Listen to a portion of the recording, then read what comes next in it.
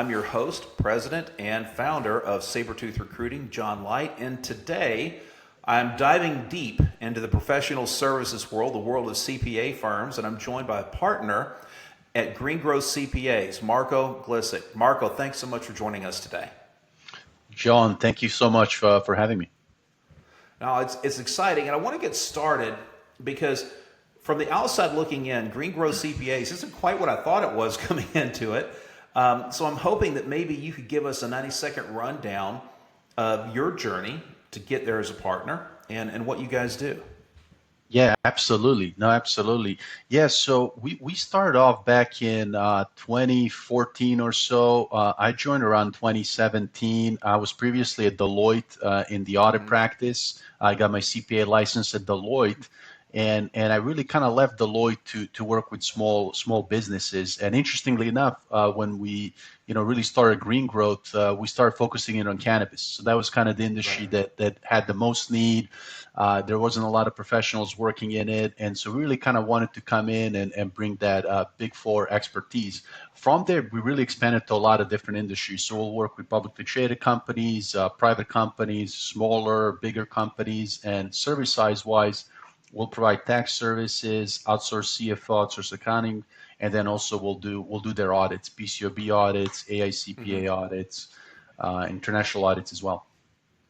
Wow, it's covered a lot of territory, and I know from having been in the industry, being originally an accountant myself, with great compliance comes great risk, almost a great liability, and then people would go, wow. That's really amazing that somebody would think about that, John. Go back and watch Marvel and Spider-Man some more. But it's true, right? And I think one of the things that CPA firms struggle with, maybe not the Big Four, as much as, say, regional firms or smaller firms. I had a small firm background when I was in public decades ago.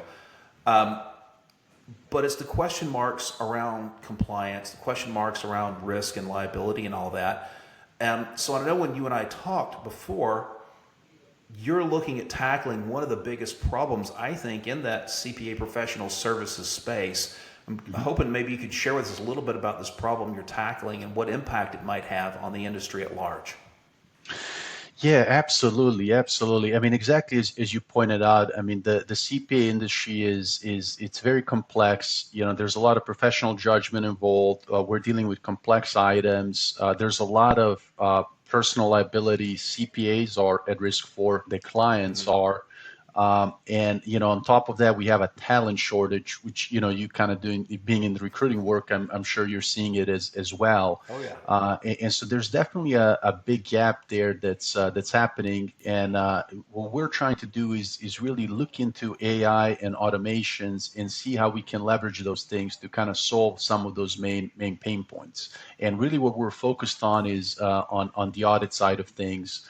As you indicated, audit is really where you do have a lot of compliance, you do have a lot of a lot of exposure, but then on the flip side, you also have a lot of price compression and competition between the firms. And when you work with the clients, whenever you're dealing with the compliance, they're usually looking for kind of the most cost-effective tool, the most cost-effective provider. And so, it's kind of interesting now where the CPA and audit profession is essentially you have that price compression on one hand happening. You have a talent gap where I think a lot of people getting into the industry are just not, they're not as interested into it. They want to go into finance. They want to go into investment banking. They want to go into some other things and not necessarily CPA work or even more specifically audit work. And then paradoxically, on the other side, what you see is that your firms have been investing all this time into, developing their audit procedures, developing their documentation, but the firms are still falling short, right? I mean, a good example of that is, we've invested last, I would say, 25 years into good documentation and trying to document all of our audit procedures. And, we've gotten to the point where you're going to look at an audit file. There's going to be 100+ working papers. You go and talk to the staff that's performing the work, and you just ask them basic questions about the client. What are their revenue streams? What's the head count? How do they make money? How do they distinguish themselves from the competition? What are their locations? They wouldn't know. And so there's been that hyper focus with the documentation, performing basic procedures, but we as auditors are really not spending that time to learn, understand our clients, understand their business. And from my experience, especially when you talk to the old timers, the more you know about your client, the more time you spend with them, you understand their business. And again, you got to know their locations.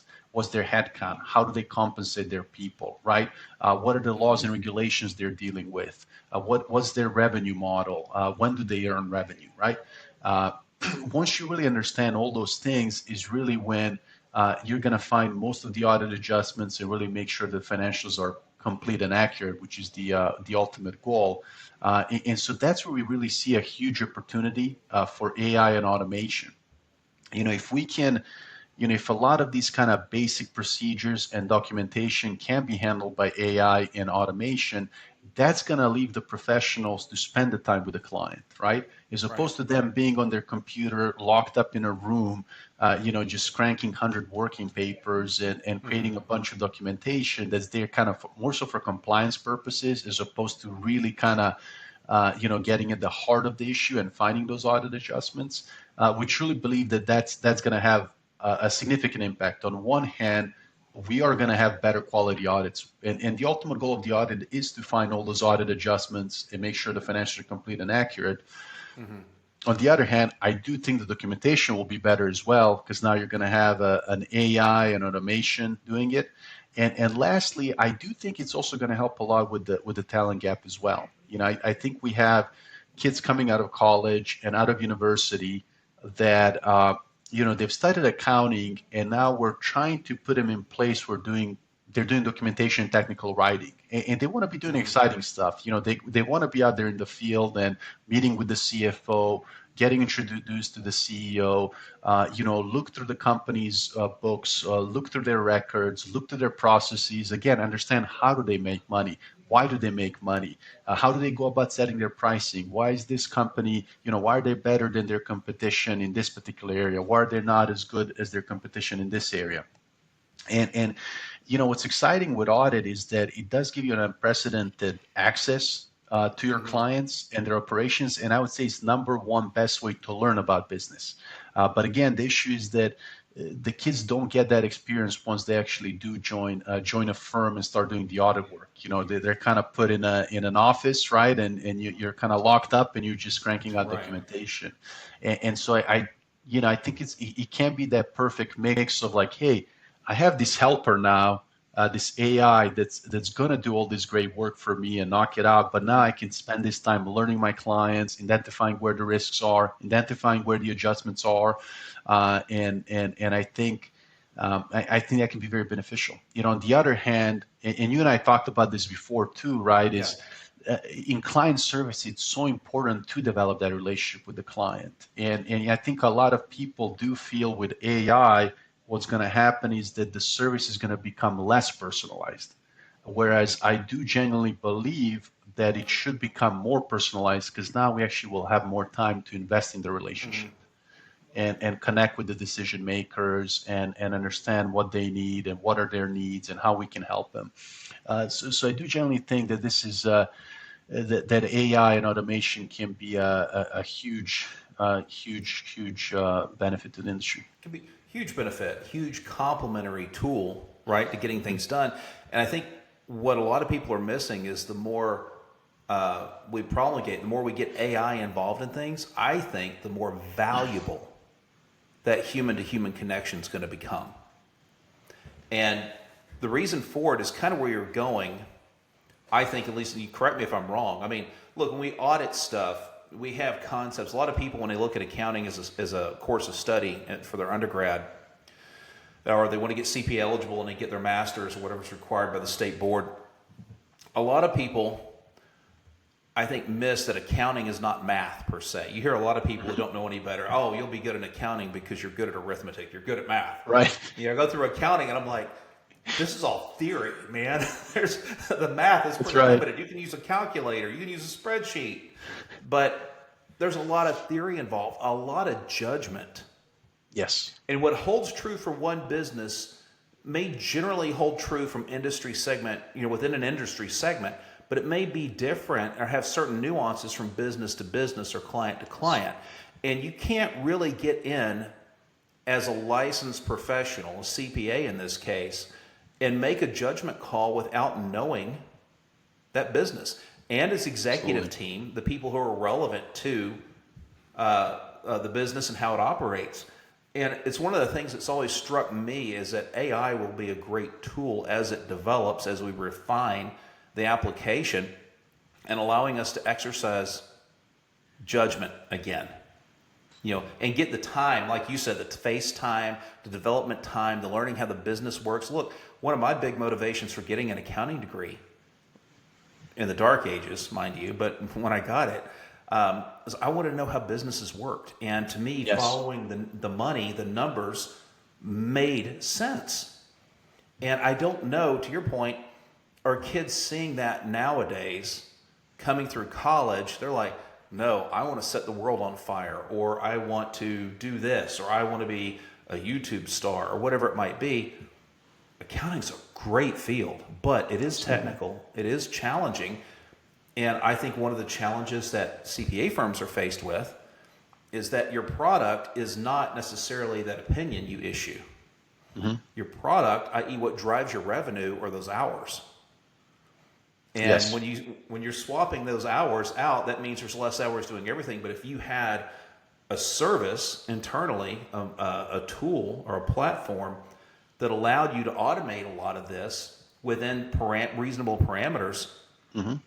I think that in and of itself has tremendous value, because instead of, hey, this taking however many hundreds of hours at so much per hour for a staff, a senior, a manager, a senior manager, a director, partner, you could go in and change that and you know have AI act like an army of number crunchers, and being able to tie out your PBCs and all that other fun stuff while relying on skillful experts and their insights like yourself to finish out the last 20% of it. I mean, it could be huge cost savings. And I think it's a challenging space that you're looking in, because every firm you deal with, every CPA in the industry is going to have their own opinion over Yes. what's right, what's wrong, is it viable or is it not viable. So I'm curious about how would you approach that? Because it's still, people still do business with people. I don't Yes. want AI making my pizzas right now, man. Right. No, absolutely, absolutely, yeah, and I think like anything else, like any technology, there's going to be a learning curve and an adoption process, and you've seen that with social media, right? The way that Right. started, there was kind of the earlier people, the evangelists that adopted it, and usually it was the younger people, right? It started off in colleges. From there, it kind of expanded to people who were done with college, but they still wanted to continue using it.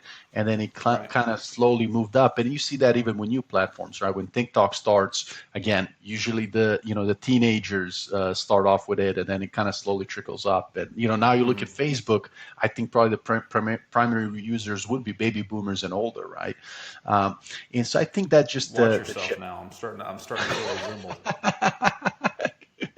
yeah, I'm there as well. So, you know, but so I think with AI, it's going to be the same thing. I think we're Mm-hmm. gonna, and especially as it pertains to our profession, I think it's going to start off with more, simpler and basic tasks, Mm-hmm. and getting those out of the way. And then from there, as you said, it's going to get more into the areas where you do need more complex judgment, right? Yeah.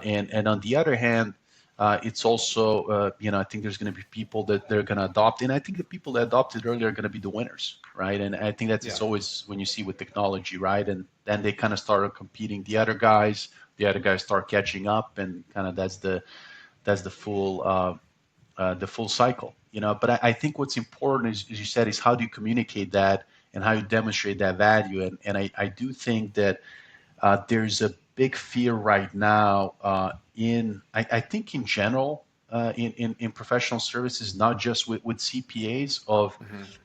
what is going to be the impact of AI, right? There's almost that like stress that's in the background, right? They're like, Yeah. hey, is AI coming to take my job? Am I gonna have a job? Hey, is this, am I, right? Am I Obsolete.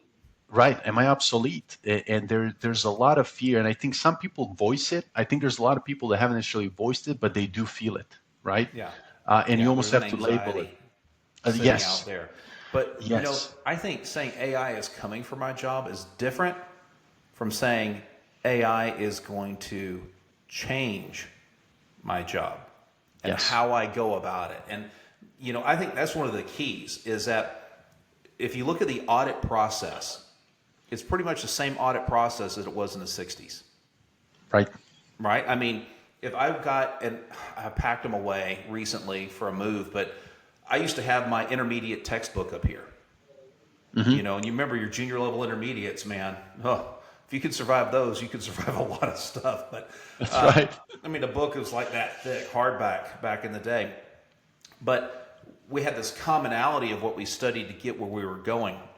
Hmm. And my sense is that there's an opportunity in the market right now that instead of wrapping, let's just say AI, but technology in general around an existing process, how can we make the process more efficient and effective by Yes. levering it in a way, I hate to use the word disrupts, but let's just say evolves that process into something more efficient and more accurate than what we have today. I mean, if we go back and look at case studies of fraud, and I had a great audit prof and had a great fraud prof in college, I remember a lot from those, partly because it's really interesting, oh, how did they commit that crime? Don't do that, do this, Right. It's pretty interesting to me how AI could probably absorb every situation of fraud. Hmm. Could absorb every documented material misstatement and error in a particular industry segment for a particular scope of company, public, private, whatever the context is, and then apply it in a way that I can walk through there and say, I'm 99.9% sure before I lay an eye on anything that I'm not going to find an elephant in the numbers. I think that's pretty fabulous if we can make that not just faster and more efficient, but more effective, if that makes Yes. sense. Oh, absolutely, absolutely. And another thing, when you look at your typical audit process, right, you'll get the client, you mentioned it earlier, PBCs prepared by the client, the schedules. Right. From there, you're going to make your selections. From there, they're going to provide you with supporting documents. That's going to be bank statements, copies of wires, checks, agreements. A lot of times as auditors, you kind of just rely on those documents, right? Mm-hmm. What's going to be powerful now with AI is you'll actually be able to also analyze how solid those documents are, right? Like AI will be able to compare the template to other templates. Is this actually a valid bank statement? The way things are structured. So, Mm-hmm. so as you said, it's not just going to be, hey, things are more efficient and faster. It's going to be we'll be able to get greater assurance. The quality Yeah. of the audits is going to get better, right? Um, and again, I always go back to that. I mean, I love kind of how you started talking earlier when you finished the profession and kind of the way the profession was and how it evolved over time. The procedures are the procedures. They have stayed the same. And Mm-hmm. just what changed is that with the new regulations, we started focusing more on documentation. And so now it almost feels like, you look at pre 2000s and, people not using as much computers and all that. Most auditors spend their time in the field, doing the work, learning the client, etc. And then you go back and maybe 10% of the time you spend on documentation.